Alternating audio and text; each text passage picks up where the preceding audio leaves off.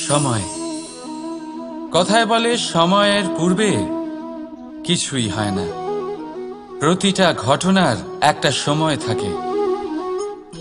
সময়ের আগে না সূর্যোদয় হয় আর না সূর্যাস্ত হয়। সময়ের পূর্বে গাছে না ফুল ফোটে না ফল ধরে। কিন্তু একটা কথা ভেবে দেখুন, যদি বর্ষা আসার আগে কৃষক ভূমিকে না প্রস্তুত করে, বীজ রোপণ না করে, তাহলে কি ফসল ফলবে? যদি কোনো যোদ্ধা যুদ্ধের পূর্বে নিজের অস্ত্রে ধার না দেয়, তাহলে সে যুদ্ধ কি করে লড়বে? এর মানে এটাই হলো যে সময় আপনার যখন আসার তখন অবশ্যই আসবে, কিন্তু ততক্ষণ এটাও গুরুত্বপূর্ণ যে আপনি নিজেকে তার জন্য তৈরি রাখুন। কারণ এই সুযোগ